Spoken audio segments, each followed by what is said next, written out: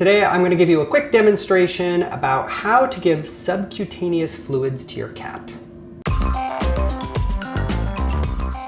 The main reason that you would be giving subcutaneous fluids to a cat or a dog, but mostly for cats, would be if they're in kidney failure. Dogs and cats have a lot of extra skin, especially on the back of the neck. You can see that all the time. People don't have as much, so we don't do this in people very often. But in dogs and cats, we can fill all that space up with fluid, and this is the same fluid that would go into an IV catheter. And we're just gonna put it under the skin. The materials you'll need will be lactated ringers. You will get this all from your vet.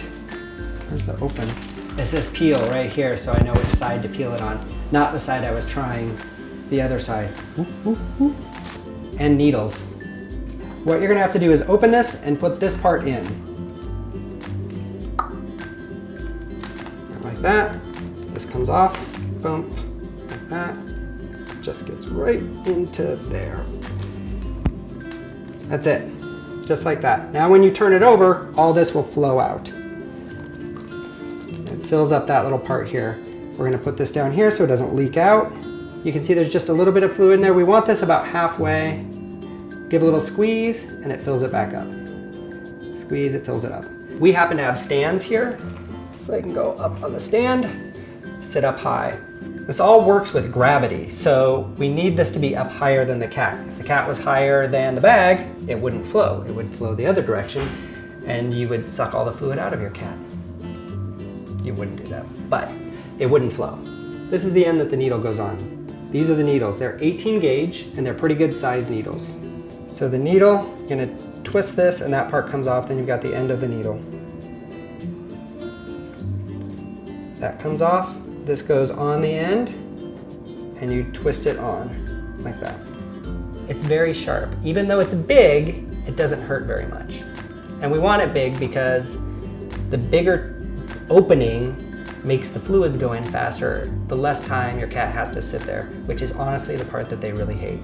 My hairy knuckles are showing the 18 gauge, and Jessie's also hairy knuckles. Are the 25 gauge needles. If your cat is reacting because the fluids are a little bit chilly, the best way to warm it up is put a bowl of warm water out, put the fluids right into that bowl until it gets about tepid, so when you put it on your wrist, it just feels warm but not hot. Two important things here, your clamps. Right now, my clamp both off. That's a big no-no for me. I choose one or the other, and you only stick to one. So you have a roller, and as you see, when it's not clamped, it moves up and down. When it's clamped, it stays.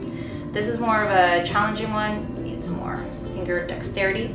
So the way this is, it's clamped there. You press it, and it moves, and then you pinch it between the line. I like this one. Yeah, I like this one. And you never want to pull off something very quickly because these 18 gauge needles do hurt as any. You don't want to go boom, boom. But if you pull it straight, you'll be fine. Yeah, your chances of poking yourself is very low.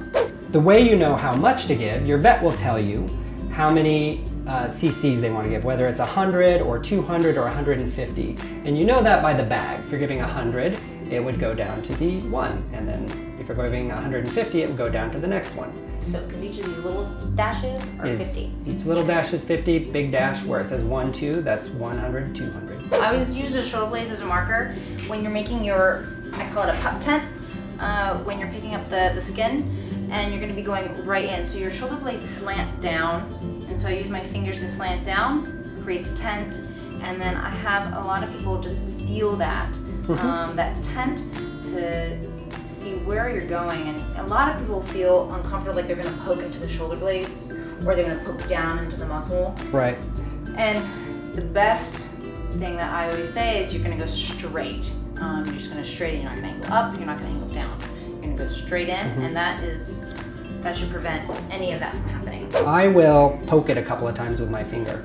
Sort of getting them just used to something's happening there, something's happening. You know what we're actually doing? We're firing off all those nociceptors. Those pain receptors. Ooh. So getting those sort of dulled. It's sort of the, slapping it and then you can poke it, what they do with horses, right? So if we're gonna do like, and then poke. I would never do that to you. In the heat Okay. of the moment, there's a lot of stuff going on. So many things. So many things. And your anxiety transcends through your pets. So you want to make sure everything is prepped before you do that initial poke.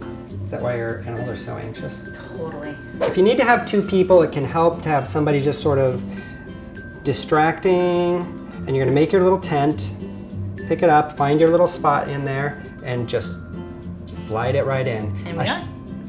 And Yep. it's not gonna, a lot of people think the line's just gonna pop out when you Nope. start the fluid flowing. And then you unload, and you release your clamp all the way open, and it'll just sit there. It goes, it's a little cold going in. Now, we know that it's flowing because it's dripping into the burette. And it's a good drip. What That's you don't great. want is like a very slow drip. And when you're done, make sure you close it off first,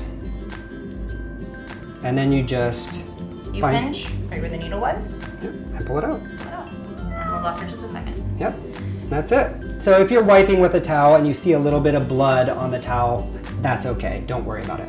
When you're done and all finished, I tell people to leave the needle on until the next time. So once you're done, your needle's gonna stay on, and you're gonna just keep everything together until the next time you're ready to use it. The next time you're ready to use it, you'll take the old needle off, put a fresh needle on right before you're ready to use it. The old needles, you'll want to dispose of properly. Ask your vet about the best way to do that. You can poke it back in one time. Yes.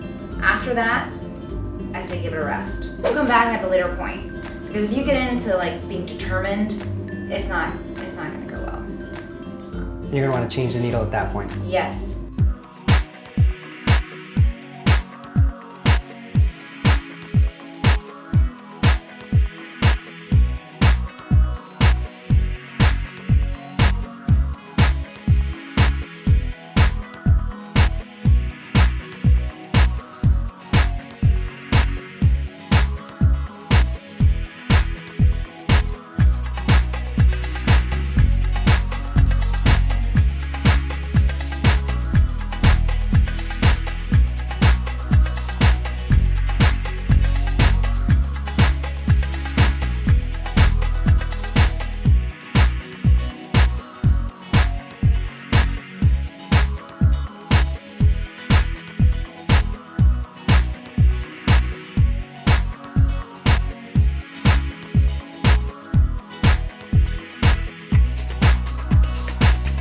Thanks for watching, everyone. I hope that helps you with your cat who needs to get subcutaneous fluids.